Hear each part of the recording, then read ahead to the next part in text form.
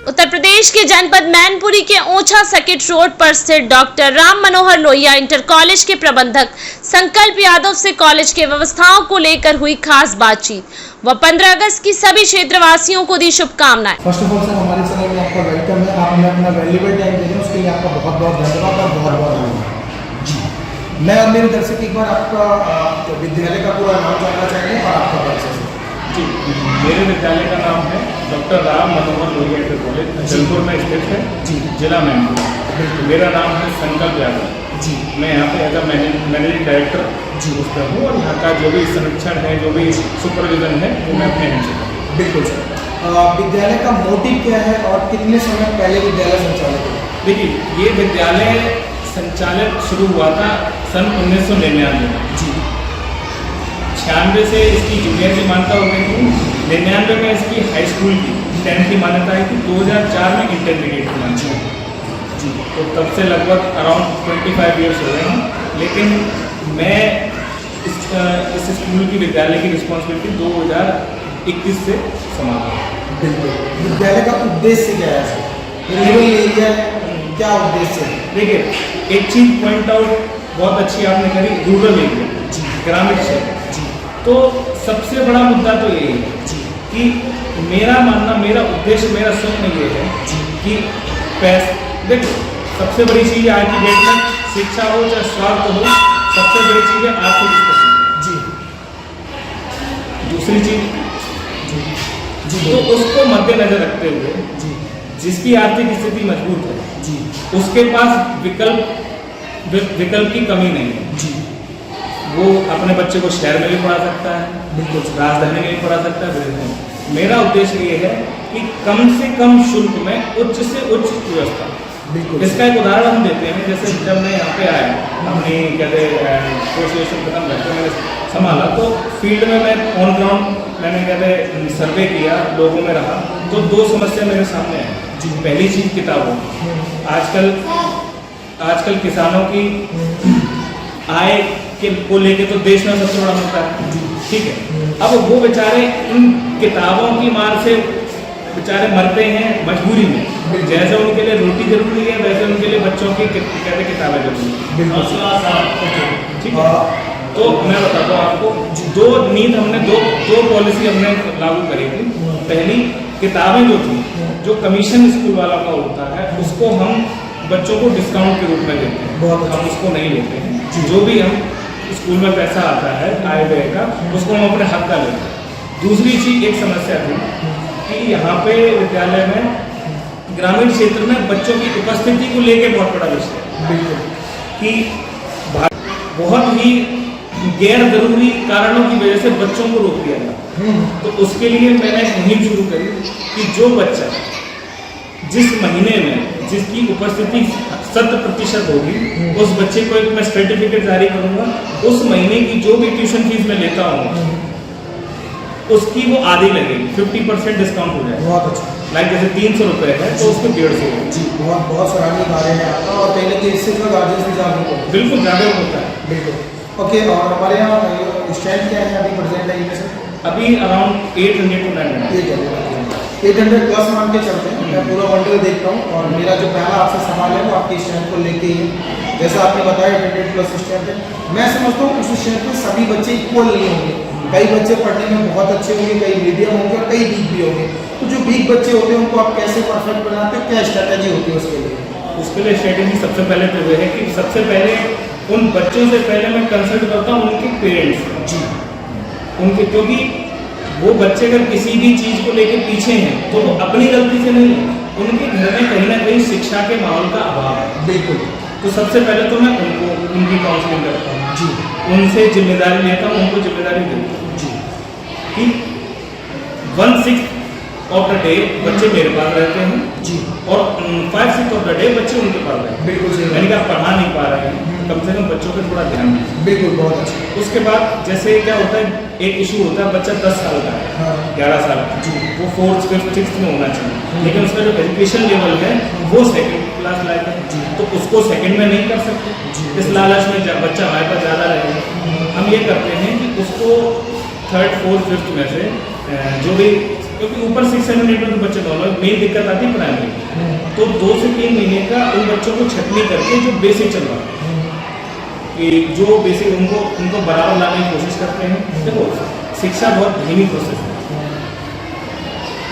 उनसे हम वादा करते हैं और कोशिश करते हैं कि बच्चा हिंदी पढ़ना सीख ले जी, और जो मैथ में है वो बोर्डमा सीख ले, इंग्लिश में है इंग्लिश पढ़ना सीख ले। बिल्कुल सर। पढ़ेगा तब समझेगा तब कुछ याद कर पाएगा। तो ऐसे बच्चों के साथ पहले साल का हमारा उद्देश्य यही रहता है, इनको हिंदी पढ़ाना सिखाते हैं, लिखवाना सिखाते हैं, इंग्लिश थोड़ा बहुत पढ़ाना सिखाते हैं और मैथ में बोर्डमा सिखाते हैं। बिल्कुल। ये टीचर्स की क्या संख्या है सर हमारे? टीचर्स के हमारे पास संख्या है 15 सॉरी 15 प्लस मान के चलते हैं ऑल स्टाफ। जैसा कि आपने बताया टीचर्स हमारे 15 प्लस है। देखिए हमारे देश में ना हम सभी लोग जानते हैं शिक्षक को भगवान का दर्जा दिया हुआ है। कहते हैं ना कि अगर शिक्षक बेहतर होगा तो ही शिक्षा बेहतर होगी। तो कहीं ना कहीं जो शिक्षक और टीचर्स होते हैं वो अपनी जिम्मेदारी को भी समझते हैं। उन्हें पता है कि मेरी क्या रहती है और किस तरीके से मैंने बच्चों को मैनेज करके चलो। जिन्हें मैनेजमेंट की तरफ से जो टाइमिंग दी जाती है और जो सैलरी कमिट की जाती है, तो कहीं ना कहीं उनका जो फोकस होता है वो टाइमिंग और सैलरी पे होता है। तो इससे जो है बच्चों का जो भविष्य है वो अंधकार की तरफ जाता है। तो आपके हिसाब से इस तरह के जो टीचर्स होते हैं उनके लिए किस तरह के मीटिंग्स और गाइडलाइंस होनी चाहिए ताकि बच्चों का जो फ्यूचर है वो अंधकार की तरफ जाए? देखिए ऐसी कोई गाइडलाइंस मैं जारी नहीं करता हूँ। कारण उसका है कि आप जब ऑफ रिकॉर्ड भी मेरे पीठ पीछे सर्वे करेंगे, यहाँ का कर्मचारी एक कर्मचारी के ओहदे से नहीं है। यहाँ का कर्मचारी जितनी जिम्मेदारी मैं समझता हूँ उतनी जिम्मेदारी वो समझता हूँ। बिल्कुल। 2 फैक्टर है। पहला तो ये है कि मैं एज में छोटा हूँ। अगर मैं उनको अपना मतलब बॉस वो दिखाऊंगा तो कहीं ना कहीं मैं फेल हो जाऊँगा। तो मैं सबको लेके चलता हूँ, सब अपनी जिम्मेदारी समझते हैं। हम सबने जितना यहाँ स्टाफ है तो सबने मेहनत करी है, बच्चों से लोगों से जाके वादे किए हैं। तो भले चलो स्कूल की गाइडलाइन इतनी इफेक्टिव नहीं होती है, लेकिन जो लोगों के घरों पे जाके जो हम लोगों ने उनको कमिटमेंट किए, वादे किए, वो ज़्यादा इम्पोर्टेंट है। बहुत अच्छा सर। कंपटीशन का टाइम है सर, कॉम्पिटिटर बहुत ज़्यादा है। हमारे विद्यालय में ऐसा क्या यूनिक है जो गार्जियंस अपने बच्चों के एडमिशन हमारे विद्यालय में करते हैं? देखिए सबसे पहले मैं उनको पॉइंट बाय पॉइंट बताता हूँ। सबसे पहला तो है कि हम उनको थोड़ा फाइनेंशियली हल्का करते हैं, ठीक है। सेकंड चीज़ है कि हम डॉक्यूमेंटली स्ट्रॉन्ग हैं, मतलब हम बच्चों के संग फरेब धोखा नहीं करते हैं। हमारे पास मान्यताएं हैं, फर्स्ट से लेके इंग्लिश मीडियम की, इंटर की, हाई स्कूल की, हर क्लास। जो आजकल बहुत फ्रॉड चल रहा है बच्चों की ज़िंदगी के साथ, वो खिलवाड़ है। क्योंकि जब आधार कार्ड तो ठीक है, लेकिन बच्चों का जो एजुकेशनल करियर होता है उसके लिए ऐसा नंबर एक इतनी इम्पोर्टेंट चीज़ है। अगर वो नहीं है तो ये मान लीजिए बच्चे का जो उसने जो पढ़ाई लिखाई करी वो खत्म है। अब ऐसा नंबर कब होगा जब वो कहते स्कूल की मान्यता होगी। तीसरी चीज़ कि यहाँ पे बच्चों के संग मतलब देखो बच्चों के पेरेंट्स के संग हम बोलते मिलते हैं, बच्चों के संग बोलते मिलते हैं। हमारा जो उद्देश्य रहता है जब भी कोई एडमिशन कराने आता है तो उनका मेरा कहते हैं एक मैसेज होता है कि देखो हमारे और आपके तालमेल से बच्चे पढ़ें। ग्रामीण क्षेत्र में एक समस्या होती है कि पेरेंट्स और स्कूल में बहुत दूरियाँ होती हैं। जी सर। इस चीज़ का नाजायज फायदा बच्चे उठाते हैं। बिल्कुल सर। स्कूल वालों को वो घर वालों के कहते तर्ज पे बेवकूफ़ बनाता और घर वालों को स्कूल वाले के तर्ज पे बेवकूफ़ बनाते। बिल्कुल सर, बिल्कुल। तो जो सेतु है उसको हम बनाने की कोशिश करते हैं। बच्चों को ये डर रहना चाहिए कि हाँ हमारे गार्जियंस आते हैं, हमको झूठ बोलेंगे तो कहते हम पकड़े जाएंगे। बहुत अच्छा सर। नेक्स्ट सवाल सर, जैसा कि आपने देखा हो कई बच्चे पढ़ने में वो अपने टीचर से क्वेश्चन पुट अप नहीं कर पाते, तो आप बच्चों का डर कैसे निकालते हैं? क्योंकि देखिए अगर बच्चा क्वेश्चन पुट अप नहीं कर पाएगा, बेशक से वो बच्चा परफेक्ट है लेकिन कहीं ना कहीं वो वीक हो जाएगा, तो आप बच्चों का डर कैसे निकालते हैं और कैसे बच्चों को मोटिवेट करते हैं? देखिए इसके लिए मैं क्या बोलूँ, मैं यहाँ पे जो अन्य टीचर्स हैं वो अपने अपने सब्जेक्टिव को देखते हैं, अपने अपने सब्जेक्ट को देखते हैं, उसकी नॉलेज गेन करते हैं। जो मेरा काम रहता है कुछ प्राइमरी क्लास में क्लासेस लेता हूँ, कुछ जूनियर में क्लास लेता हूँ। मेरा काम रहता है उनकी पर्सनैलिटी को ग्रूम करना। बिल्कुल। जो एक संवाद होता है क्लास के अंदर, एक में डिफरेंट पर्सन होता हूँ, और क्लास के बाद जब डिसिप्लिन की बात आती है तो मैं एक डिफरेंट पर्सन हूँ जी। उनके साथ घुलने मिलने की कोशिश करता हूँ, उनको मौका देता हूँ जी। सबसे बड़ी चीज़ है उनको, उनके दिमाग में ये चीज़ डालता हूँ कि अभी जब हम आपको सिखा रहे हैं जी, व्हेन वी ट्रेन यू, तुम उस समय झिझको मत, हेजिटेट मत जी।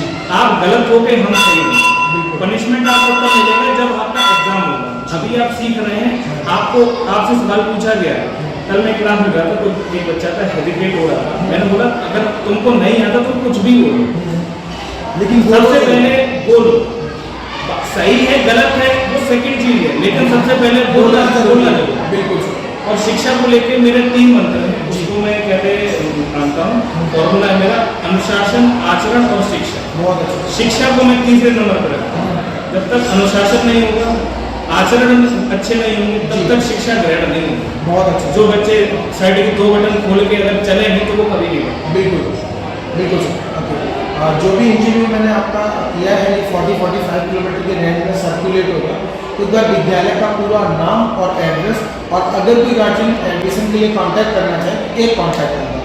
थिंकिंग आपकी काफ़ी बेहतर है। जो भी मैंने आपसे सवाल किए उसका बहुत अच्छे से आपने आंसर दिया, उसके लिए आपको बहुत बहुत धन्यवाद। क्योंकि कहीं ना कहीं एज आपकी काफ़ी कम है, और इतनी कम एज में आपने जो अपनी रेस्पॉन्सिबिलिटीज़ को समझा, और जिस तरीके से विद्यालय की स्ट्रेंथ है, कहीं ना कहीं काबिल तारीफ है। जी जी, बहुत बहुत धन्यवाद आपका। तो विद्यालय का नाम अचलपुर में स्थित है जी, कस्बा ओछा पड़ता है जी, ब्लॉक है गुरु जी, डिस्ट्रिक्ट मैनपुरी है जी। विद्यालय का नाम है doctor Ram Manohar Lohia inter college, Achalpur के नाम पे जी। हमारा विद्यालय कोड है 031085, यूडाइस कोड है 09180204606 जी। मेरा नाम है संकल्प यादव जी, मैं यहाँ का MD हूँ जी। और कॉन्टैक्ट नंबर है 9990133766। ओके, एक बार और रिपीट कर देता हूँ, 9990133766। बहुत अच्छा सर। और दूसरा 15 अगस्त का समय आने वाला है, तो क्या मैसेज आप लोगों को देना चाहते हैं?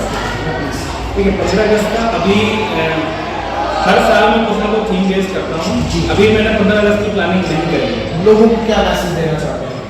को लेकर मैंने बच्चा स्कूली बच्चों के साथ इस साल जहाँ तक है, अभी अगर इंस्टेंटली मैं सोचूं कि स्वतंत्रता का वो कहते फेस्टिवल है या पर्व है, तो हम लोग स्वतंत्र हों।